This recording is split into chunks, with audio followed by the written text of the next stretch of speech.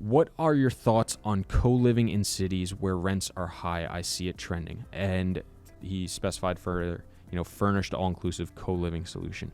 For me, co-living is where you now see, multiple people in the same room, or, really, really micro rooms in an apartment. Maybe you could classify that, and that's been in New York City forever. So I'm definitely seeing a little bit. I think some stuff is maybe a little bit misclassified for me, unless they're, if they're renting out the bed, maybe, I don't know. But my thoughts on co-living are, I'm kind of passive to it, agnostic, I guess. Is that the right word, or is that just a religious word? I don't know. But my only concern with it is the sustainability of it, because history tends to repeat itself. And it's funny because a lot of people of my age, in their 20s now, young professionals have moved into the urban areas. But all my parents' generation, they grew up in the areas I'm living in now, in Brooklyn, in Queens, in the city. And they moved away as soon as they could. They moved to the suburbs, and the city wasn't nearly as popular as it is now, or these urban areas, from my understanding. That's what I've been told and what I've heard and things I've seen. So my thought process is, if that's already happened, it's probably happened several times over. It's gonna probably happen again as things get way too expensive. People are probably gonna want to move out, or people just like change. And if all your friends and family are moving out to the suburbs, you're probably gonna end up following along, because you don't want to drive 2 hours to go to your niece's birthday party and then your uncle's wedding or whatever the fuck is going on every weekend. So it's just shift mentality. What happens if people start leaving these areas? How does that build to suit property sustain itself? Is there always going to be a demand for co-living? Do they have a plan to take that co-living and turn it back into traditional if they need to? Does that affect the value? I don't know. I don't know enough about this stuff. I've never really dealt with the process of it.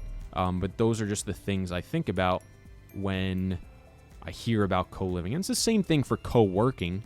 What happens if, are they buying on increased valuations to turn it into co-working so it's more valuable than if it wasn't?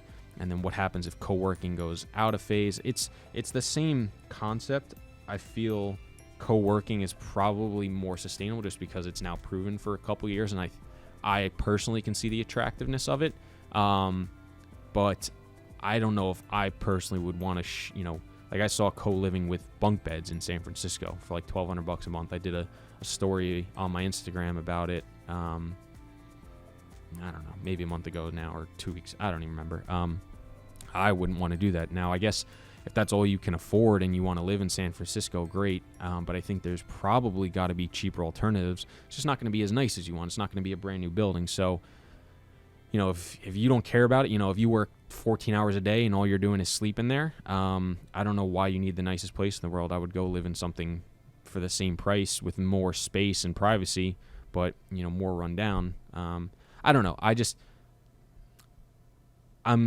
I think the sustainability aspect of it is very unknown right now, and I'm curious what their fallback plans are and their contingencies are for something like that that's in place.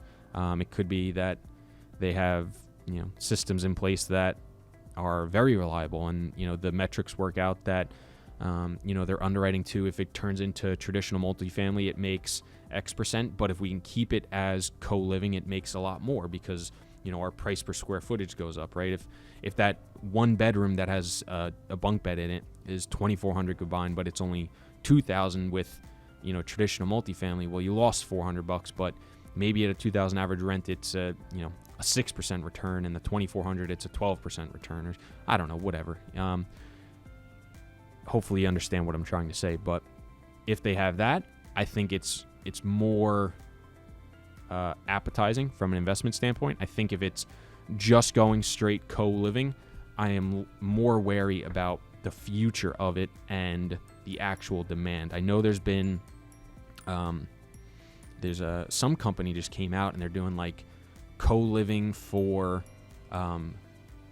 undergrad, graduate students, and recently graduated college students, and they're doing it in big cities. There was a whole big article about it, like hundreds of millions of dollars being pumped in, and they're going to build these properties, so I think that model is interesting because I think there's always the need for cheap living for students, and the co-living aspect for students is very similar to dorms.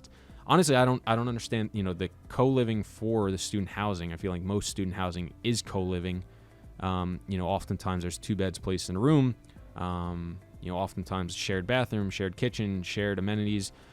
Again, it's a gray line. It just sounds like they're accepting, post-grad students. Again, it's all kind of blurred for me, so it's a little tough. But if you're, just extending the student housing to post-grad students, and maybe it's a little bit more co than some other stuff, I think that's an easy transition just back to, traditional student housing. So that makes sense to me. But I think if you're free market co-living, high expense areas, and you're just trying to get, a cheaper alternative, but, your price per square footage is significantly higher, I don't know the sustainability of that because of the potential for people to move back to the suburbs and just kind of see how history repeats itself.